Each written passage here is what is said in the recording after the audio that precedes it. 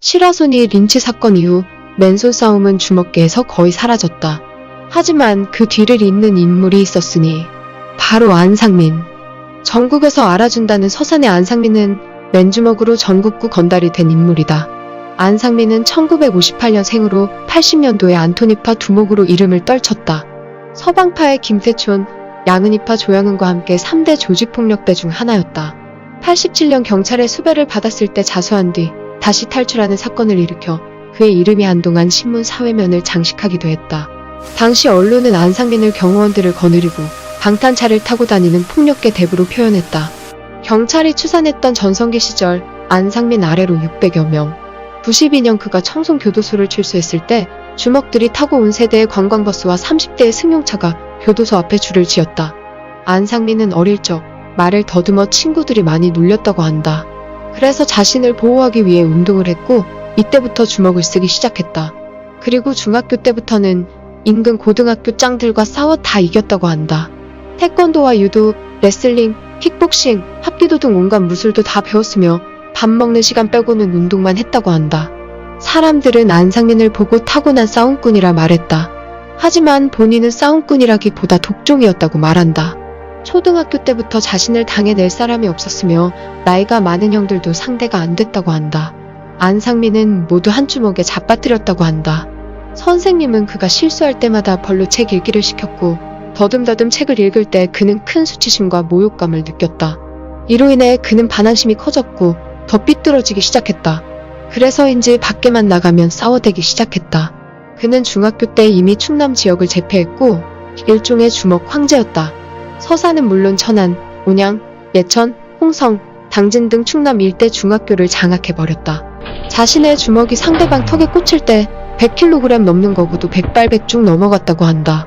그렇게 그는 충남을 완전히 장악하였고 당시 자신의 적수가 없었다고 한다. 중2 때 부모님이 안상민을 서울로 전학을 시켰다. 하지만 그는 서울에서도 싸움을 하였고 고등학생 형들이랑 싸우기 시작한다.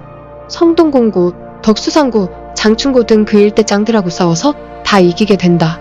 그렇게 소문이 퍼지기 시작했고 그를 장충중학교 싸움 귀신이라고 부르기 시작한다. 그러던 중 그의 부모님은 거기서도 싸움질할 거면 차라리 내려오라고 다시 서산으로 그를 불렀다. 그는 가출을 결심했고 고등학교 2학년 때 친구 6명을 데리고 무작정 서울로 향하게 된다.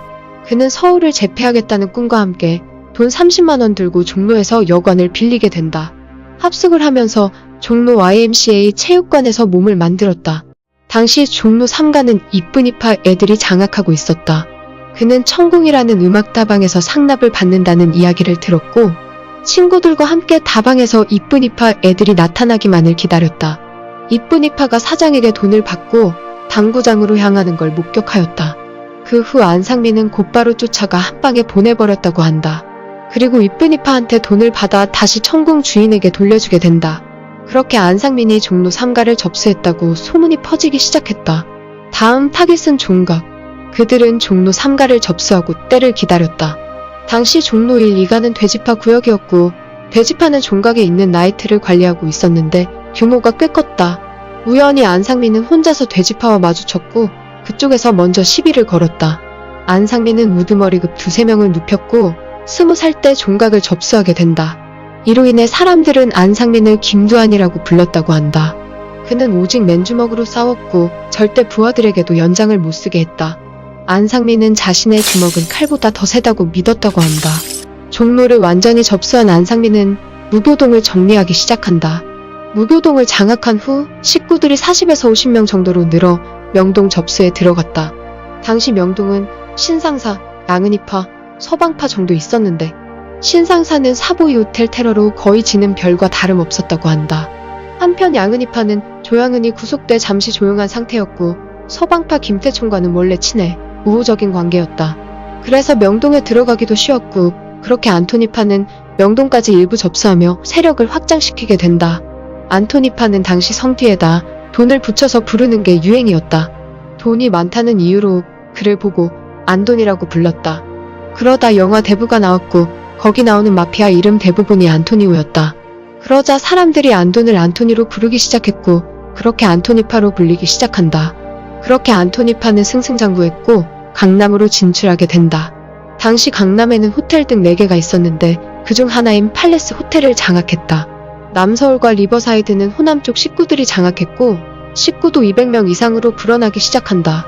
그들은 소개로 야쿠자인 야마구치 구미 식구들을 만난 적이 있었다. 야쿠자는 안토니파를 이용해 한국에서 사업을 하려는 목적이었다. 하지만 안상민은 단호히 거절하였다. 당시 안상민의 자동차는 세대였고 그의 1호 차는 방탄차였다. 대한민국의 방탄차 탄 사람은 대통령과 안상민 둘뿐이었다. 그렇게 조직이 커지니 정치권에서도 손을 뻗기 시작했다.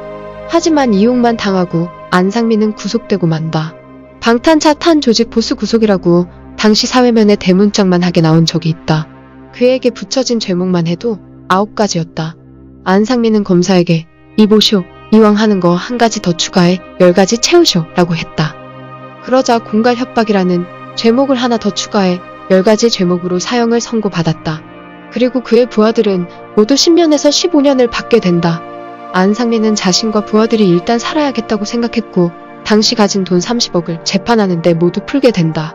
그렇게 10가지 구형이 다 빠지면서 사형이 결국 5년으로 감형되었다.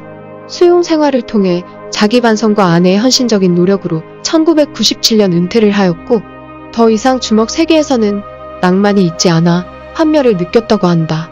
그리고 그가 주먹 세계에서 발을 완전히 뗀 후 주먹 세계를 완전히 벗어나려면 서울을 아예 떠나야 한다라고 했다.